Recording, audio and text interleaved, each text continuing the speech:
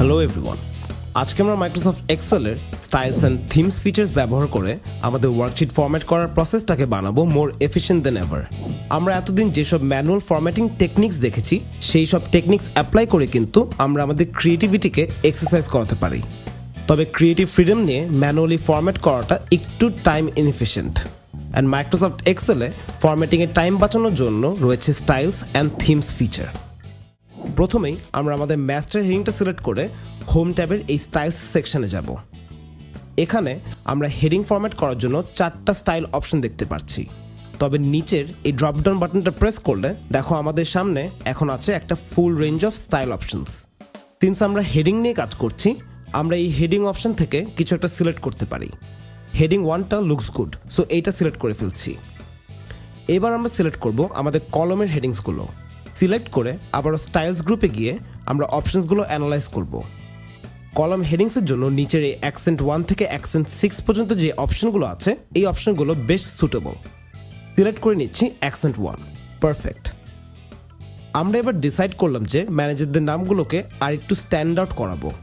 Haynes select করব সব ম্যানেজার্সদের নাম এবং আবার স্টাইলস গ্রুপে গিয়ে অপশন থেকে সিলেক্ট করে নিব heading 4। Lastly total rota select করে আমরা স্টাইলস অপশনে গিয়ে দেখছি যে একটা ডেডিকেটেড টোটাল লেখা অপশন আছে, কারণ টোটালস রোগুলোতে এই অপশনটা অনেক কমনলি ব্যবহার করা হয়। অ্যামেজিং!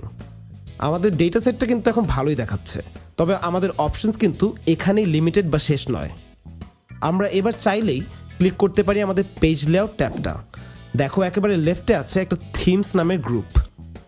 এই গ্রুপে আছে কিছু দারুণ ফিচার্স, যেমন এই থিম বাটনটা যদি প্রেস করি দেখো মাইক্রোসফট এক্সেলের অফিস থিমটা বাই ডিফল্ট সিলেক্টেড। আমরা বাকি অপশনসগুলোতে যদি মাউসটাকে হভার করাই আমরা এক ক্লিকেই বদলে ফেলতে পারবো এন্টায়ার ওয়ার্কশিটের থিম, উইচ মিনস এক ক্লিকেই চেঞ্জ করে ফেলতে পারবো পুরো ওয়ার্কশিটের কালার্স ও ফন্টস।